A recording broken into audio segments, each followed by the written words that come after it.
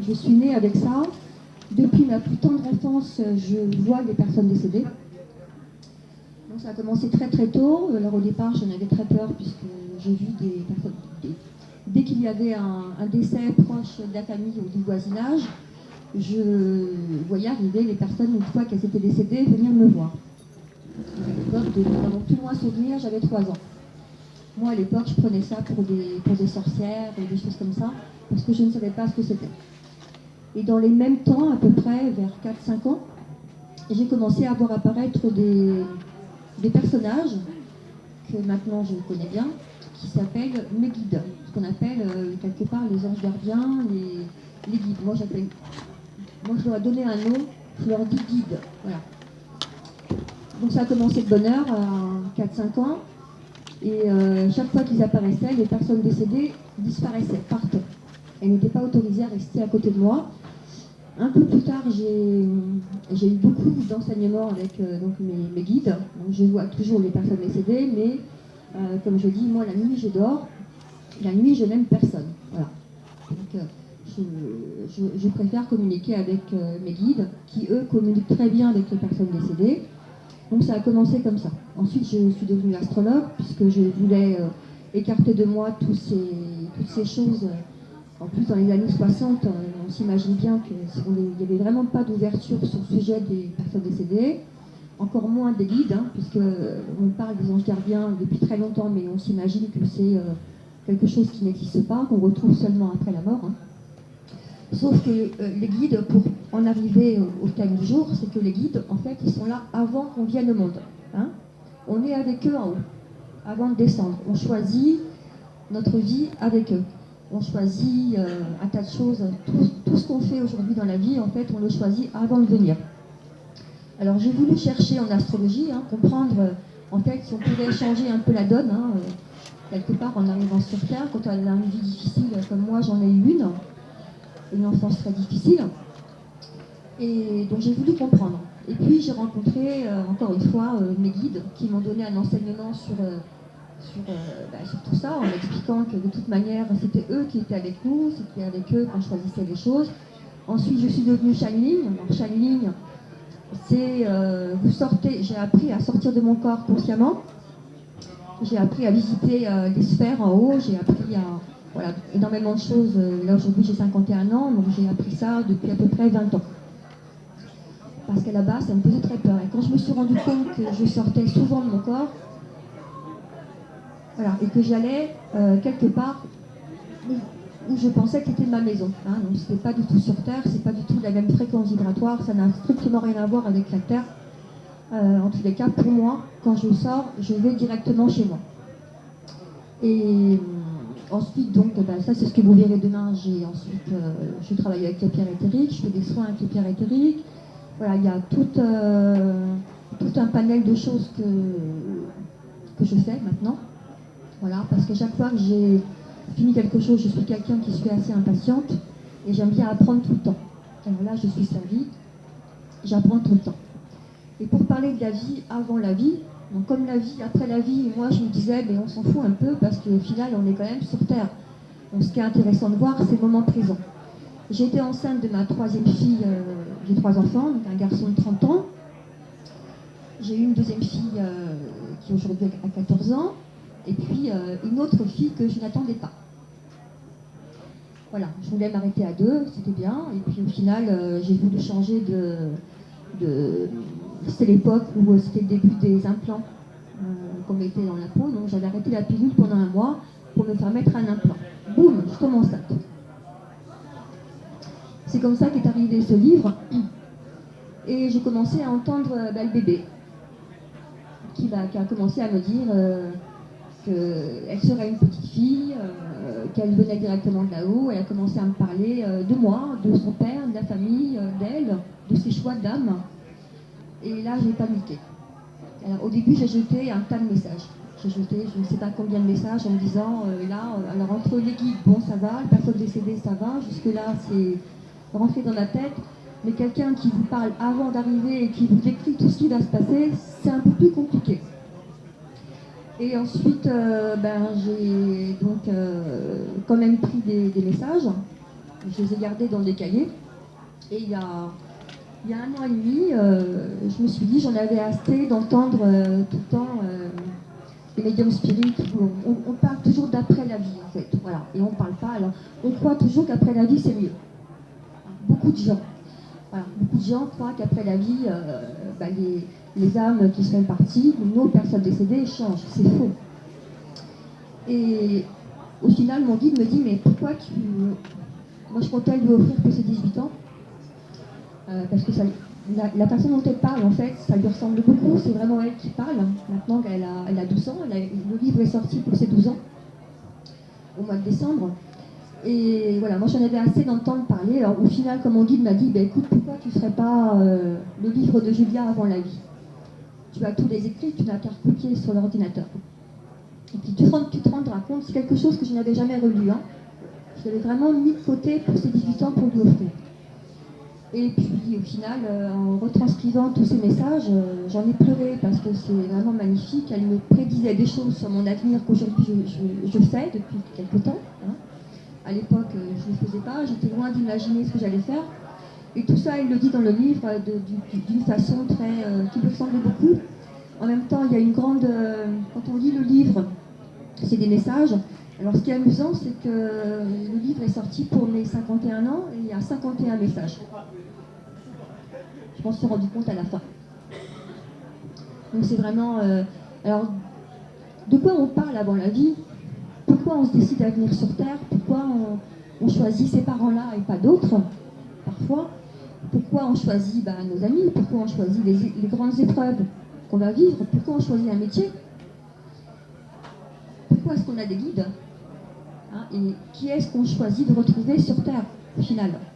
Donc tout ça, c'est ce dont elle parle et ce dont on va parler aujourd'hui. Et est-ce qu'on fait des choix avant de descendre? Parce que beaucoup disent j'ai tellement vécu une enfance de merde, j'ai pas pu choisir ces parents-là.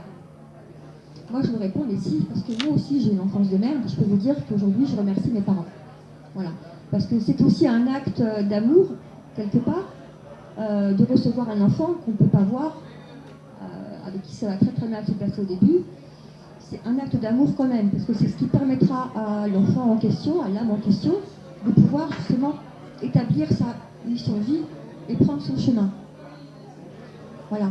D'ailleurs, on remarque aussi qu'il y a beaucoup plus de difficultés pour des enfants qui ont été choyés, pour qui on a tout fait. Vous prenez les mêmes plus tard, ils ont 40 ans, ils sont toujours chez papa et maman, ils n'arrivent toujours pas à s'en sortir. Hein, c'est en aparté, mais voilà. Donc au final, c'est pas plus mal, je dirais, qu'on vive les épreuves de bonheur pour pouvoir ensuite faire une belle mission, pouvoir transmettre après aux autres, etc. Alors là, je vais commencer à changer un peu ma voix, je vais commencer à baisser le ton, on est en train de me parler. Donc, je vais me préparer 2 minutes et puis ensuite on verra ce que les guides ont à donner et si vous avez des questions, n'hésitez pas. On pourra vous répondre vous concernant. Je vais poser le micro 1 minute.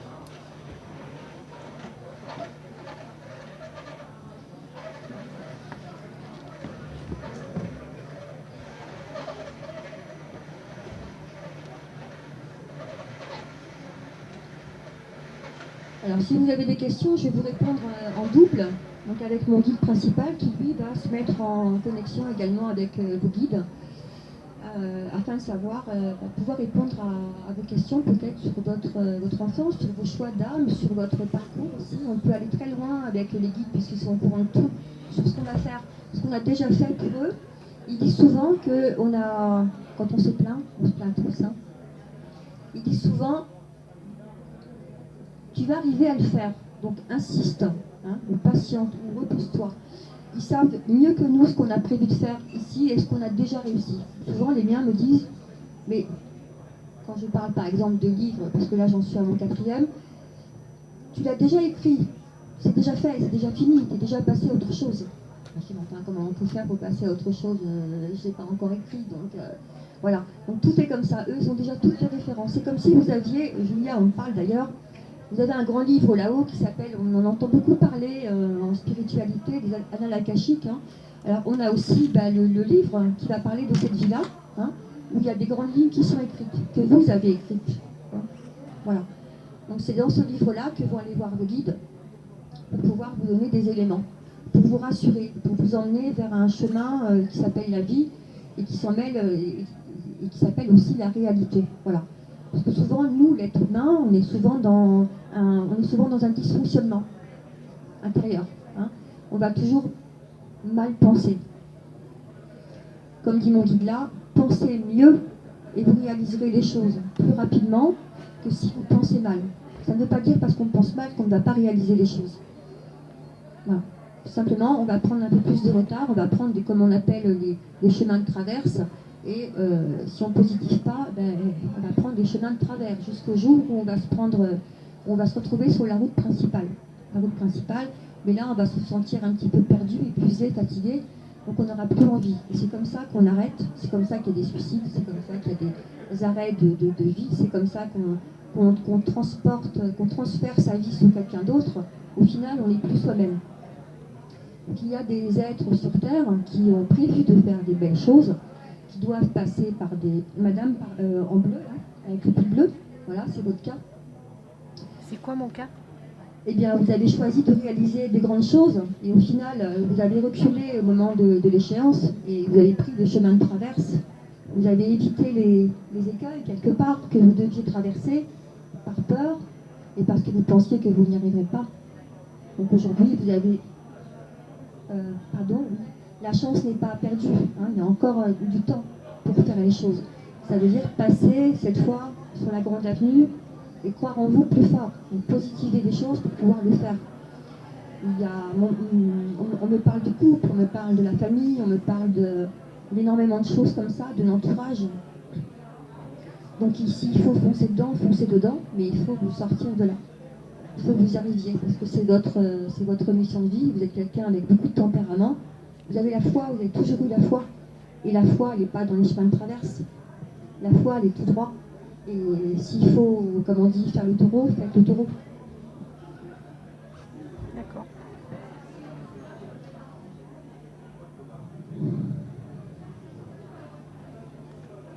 Qui a des soucis avec son mari? Tu vois qu'on a plus de femmes. On me parle de quelqu'un qui... Oui. Un mari qui a 11 ans de moins que moi. Un mari qui a 11 ans de moins que moi, qui est un ancien enfant d'une autre vie, me dit mon guide. Donc il va falloir vous sortir de là. Il va falloir... je suis désolée, on me dit qu'il va falloir mettre un petit peu plus d'éducation. Voilà. Et que vous devez, dans cette vie-là, inverser les choses. C'est-à-dire que c'est lui qui doit s'occuper de vous, et non pas l'inverse. C'est une relation qui est faite pour durer. Hein. C'est deux âmes qui se sont rencontrées, retrouvées, mais il y avait un échec dans l'ancienne vie, qui m'ont guidé, à travers le vôtre. Il ne faut pas désespérer. Il faut vous remettre un petit peu à niveau. Il faut vous remettre aussi sur la route de la foi. Et il faut vous remettre aussi en tant que femme. Vous n'êtes plus une maman, vous êtes une femme. Donc c'est dans ce sens-là.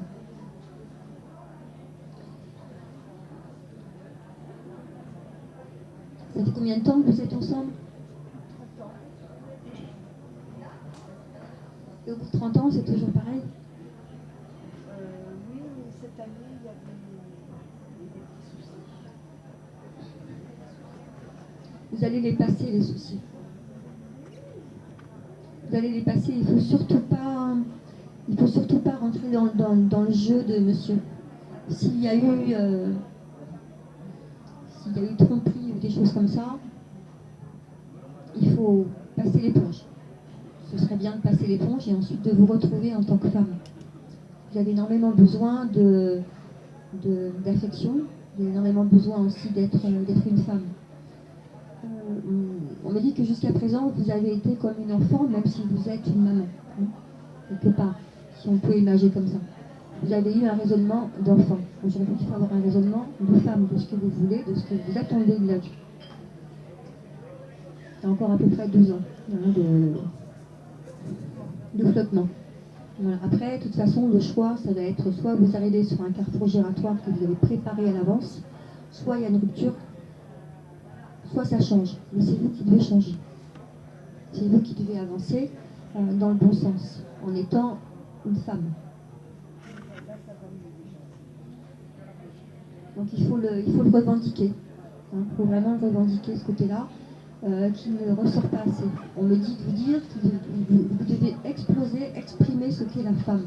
Votre mission de vie, c'est être une femme. C'est quoi être une femme? C'est d'abord s'aimer soi, pour pouvoir ensuite transmettre, donner naissance à l'homme, aux hommes. On ne parle pas de naissance grossesse, hein, on parle de donner naissance par l'énergie de la femme aux autres. C'est une très belle mission. C'est ce que je pense.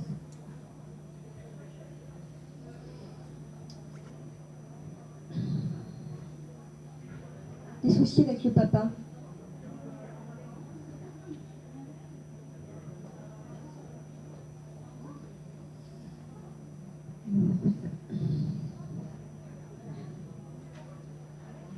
Il y a une coupure.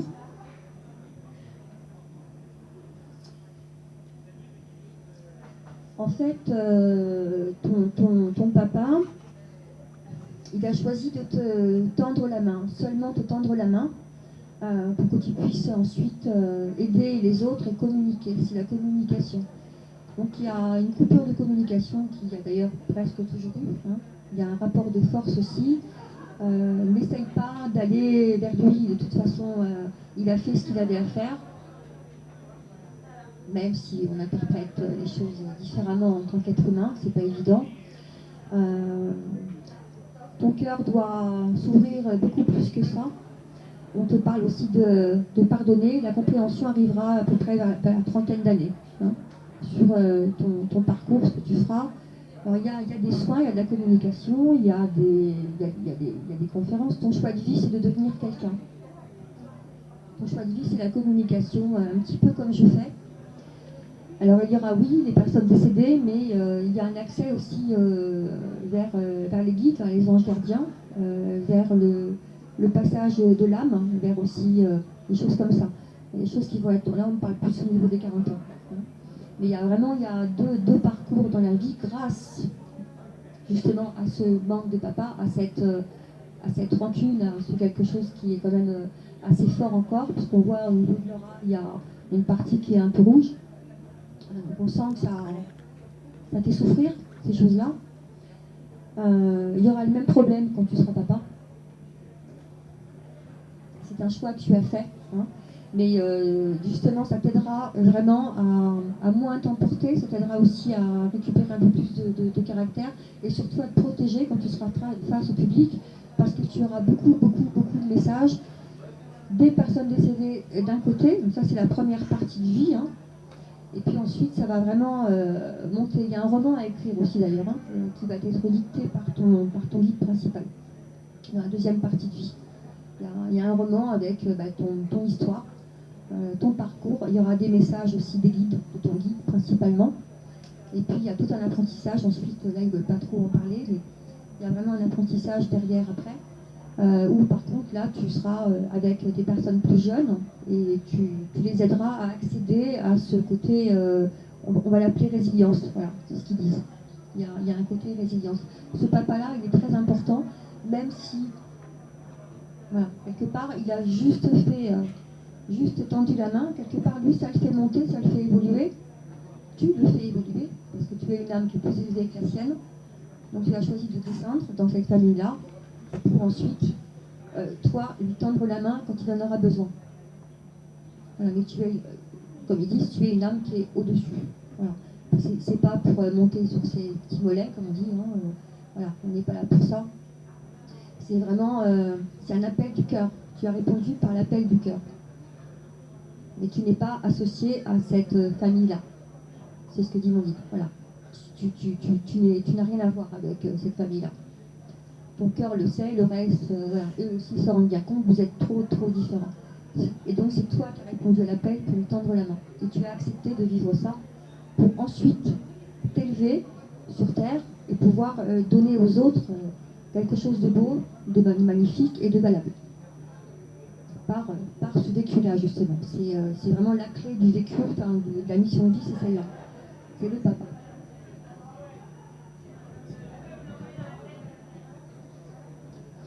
Alors, maman, maintenant. Qui a des soucis avec maman ou qui...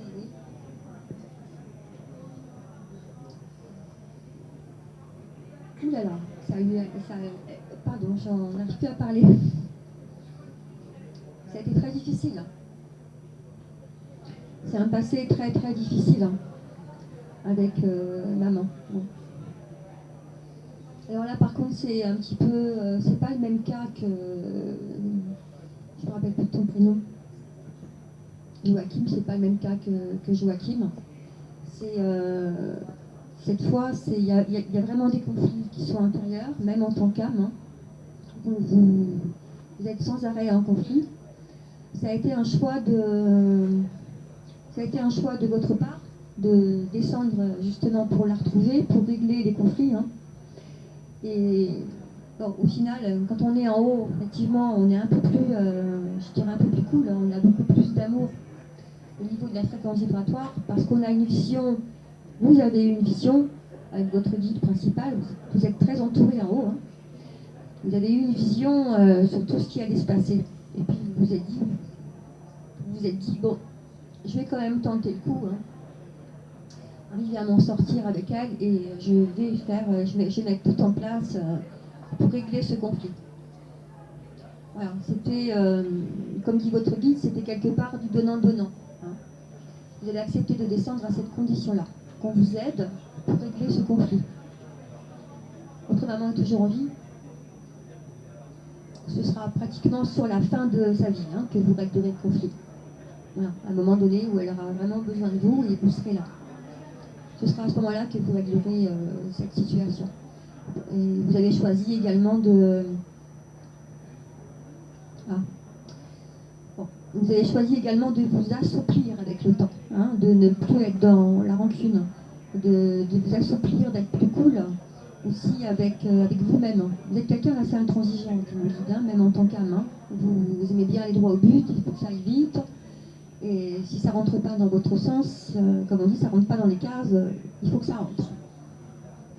Voilà. Alors là, il est en train de dire, élargissez un peu, soyez plus zen de l'intérieur quand vous pouvez, faites un petit peu de méditation, faites des soins. Oui, parce qu'on parle de ça, ça va être très important ça. Ça va vraiment vous aider. Vous avez trouvé votre chemin à travers les soins.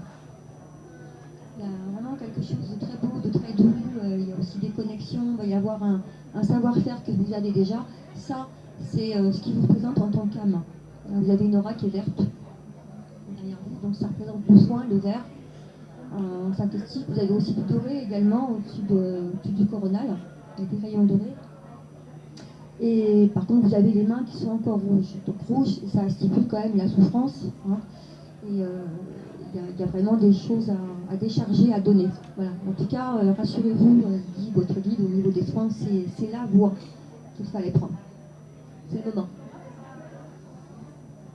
Ça amènera de toute façon énormément de choses.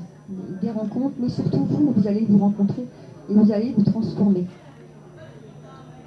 Et c'est ensuite que la guérison s'opérera.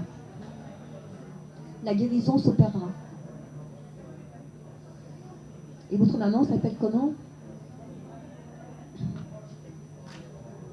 Oui, on me répète, ce sera vraiment sur la fin, où vous allez prendre conscience que, au final, que c'était votre choix à toutes les deux. Et c'est surtout elle qui était là pour vous faire évoluer, pour vous adoucir un peu. Et voilà, c'est quelque part grâce à elle qu'elle vous a rendu un grand service, au final. Quand vous aurez pris conscience de tout ça, et ensuite derrière, vous allez après avancer complètement différemment. Alors vous allez aussi perdre pas mal de choses autour de vous, hein. De l'entourage, hein. Vous allez complètement évoluer avec les soins, vous allez changer, vous allez, comme dit mon guide, vous allez presque vous dissoudre. On va même plus vous voir. Hein, vous allez vous dissoudre et ensuite vous allez vous retransformer en même temps. Ce ne sera plus la même énergie. Vous ne serez plus dans le combat. Vous ne serez plus en train de vous faire du mal aussi. Vous serez vraiment sur un assouplissement, c'est le mot qu'ils emploient.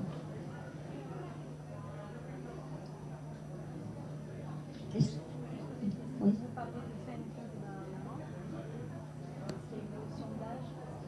Non, ça ne donne pas. Non, c'est pour vous donner à peu près une référence de votre choix. À vous.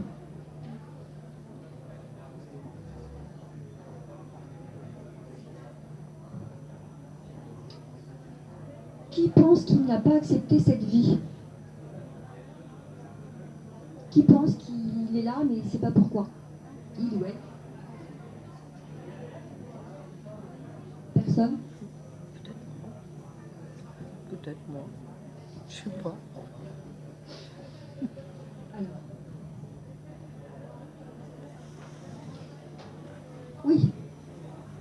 Effectivement, vous avez beaucoup de mal à descendre, hein?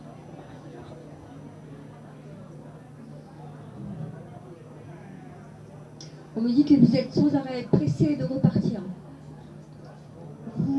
Toutes les nuits, vous sortez de votre corps, toutes les nuits.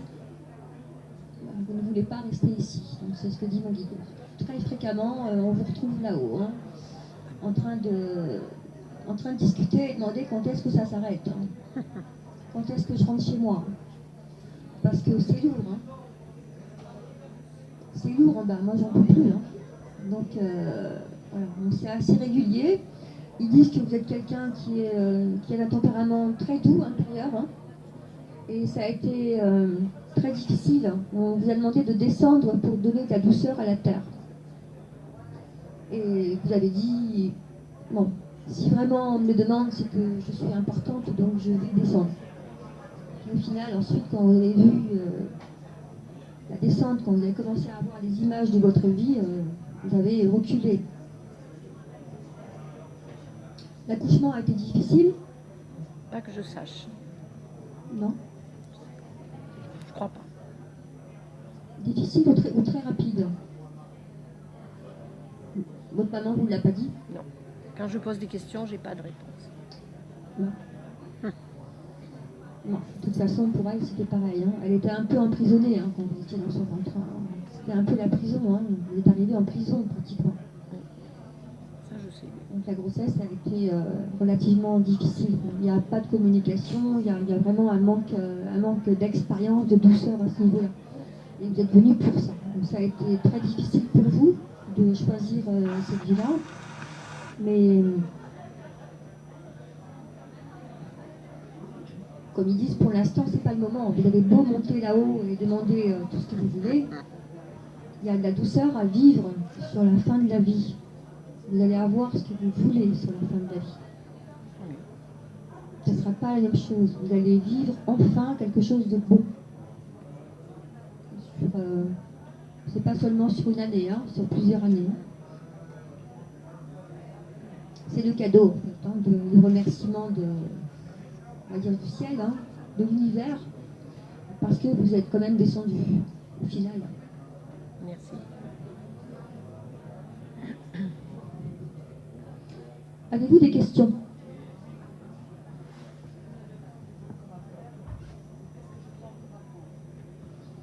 Alors combien de temps vous avez encore à vivre?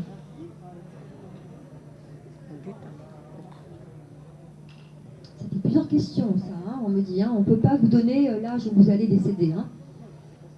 Voilà. Combien de temps encore pour être sur votre mission de vie? Bon, vous y êtes déjà là. On me dit rencontrer l'amour. Rencontrer l'amour d'une façon simple, équilibrée. Sans heurts, sans passion, quelque chose de beau, de simple. Vous avez quel âge? Oh, vous y êtes presque. C'est dans la soixantaine hein, qu'il y a ça qui arrive. Pour l'instant, vous êtes toute seule ou avec quelqu'un? J'entends 65. Hein. C'est ce qu'on me donne. Mais rencontrer l'amour, oui. Ouais. Pardon?